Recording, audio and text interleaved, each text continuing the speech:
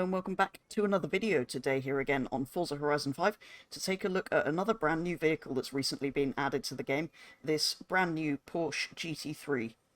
Now, this is actually a year old at this point, but in relative terms that's quite quick for them to get it into the game, and it is in fact available for this week's festival playlist, so all you have to do is do a few events in that and you can unlock yourself this Porsche. So, this new GT3 is of course Porsche's latest track-focused 911. Its 4-litre engine puts out 503 horsepower and 470 newton meters, whilst the car weighs only 5 kilograms more than the previous gen GT3 RS. It has the same torque as that car, but with a little less power, making it overall 2 PI lower at S1858 stock, although driving this, I think it does actually handle better. I have already driven this car in Rivals, and as expected, it was unbelievably good. It's fast, has great levels of grip and downforce, making it handle excellently. It's also easily fast enough in a straight line, reaching 200 miles an hour exactly on the flat on the motorway, and onto about 205 on the downhill section. The problem with it really is it is just a very good car, but it's in no way interesting at all. It's just not desirable, really, like, say, a McLaren or even a Ferrari, which I don't particularly like either, would be. It's just kind of a bit boring, although it is very, very good to drive. I also don't think with this newest one it looks as good as the previous one. For example, those nostrils on the bonnet I hate, they're absolutely hideous, and the swan neck wing is just stupid and unnecessary. It's just, it just doesn't look good, and yes, technically it provides more downforce, but that really isn't all that necessary, and on a car that of this performance, although it's fast, a normal wing would be absolutely fine, so I don't know why they have to put that on, other than to make it try and look faster than it is.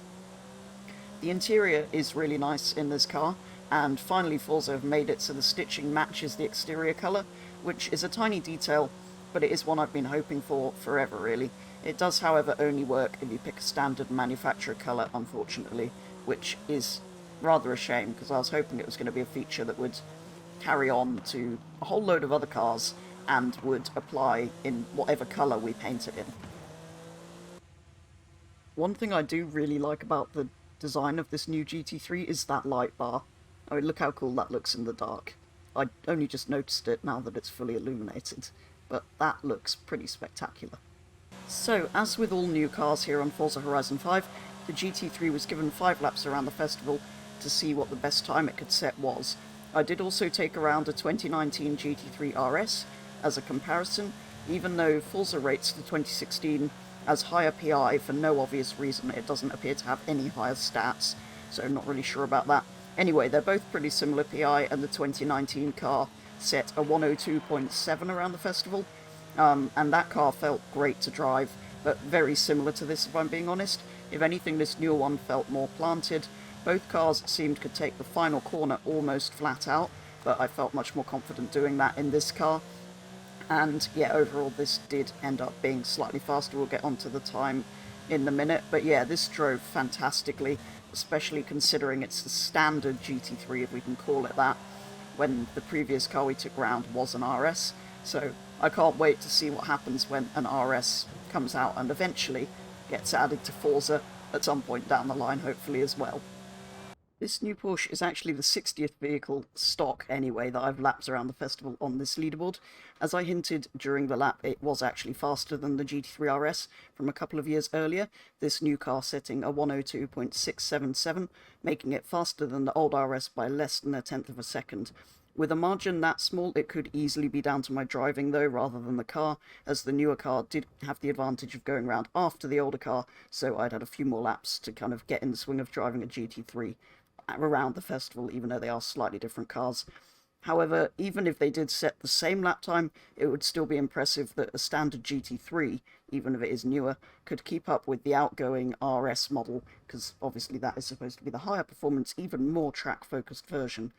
Like I said, when the new RS comes out, which it inevitably will at some point, it'll be very interesting to see what they actually do to make that even faster than this, because this standard GT3, if we can even call it that, is, well, at least as fast as the old RS, which is quite impressive, and hopefully eventually when there is an RS, that will also get added to Forza, and we can see how it compares in here.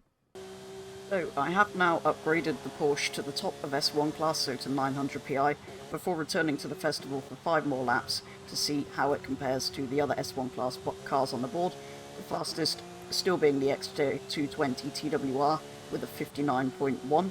So in terms of upgrade options, there is one 3.8 litre engine swap, which I think is from a GT2 RS. There's the usual all-wheel drive and twin-turbo options available, and Forza Aero, of course, which, as ugly as it is, I'm not sure is any worse than the stock wing, because I don't think that looks very good either. As usual, I've avoided engine swaps, drivetrain swaps, and changing the aspiration for the build here at the track. To get it to the top of S1, I've increased the tyre width, even though it already had semi-slicks, given it a better gearbox, maxed out the standard engine pretty much, given it weight reduction, because although it's a light car, it's not the lightest, and a few other bits, including wheels, to bring it up to the top of S1 to 900 PI. It now has 599 horsepower and weighs only 1,291 kilos, and of course is painted ruby stone red, because that adds many speeds, as we all know. It did lose a little bit of its plantedness, but was still great to drive, and each lap I got faster and faster and faster. This final one you're seeing here is actually just the cooldown lap, which is why I let off a bit there. So, as expected, the GT3 actually did rather well when modified to the top of S1 class. It's actually the second fastest S1 class car I've taken round, setting a 59.429, so it's still 0.3 slower than the Jag, which is to be expected because that's a ridiculously fast car, even with my tune on it like it had there. It is, however, only just faster than a tuned 911 Sport Classic, which makes it sound not that great, but generally speaking, if it gets into a 59, particularly a low 59, that's not at all bad for S1 class, and it probably means if somebody who knows what they're doing with tuning gets hold of it, it will be pretty good. It's not going to be smashing records like the Jaguar would have done, tuned well. But yeah, usually putting my tune-on's kind of a good reference compared to my other tunes, because they're all done by me, although potentially this would go faster than that if somebody who's kind of does more tuning than I do did build it to the top of S1. So yeah, it's not too bad at all when built to the top of the category that it starts in. So yeah, that probably is going to be all for a first look at the new Porsche GT3 here on Forza Horizon 5. Stock, as you would expect from a GT3, it drives very, very well.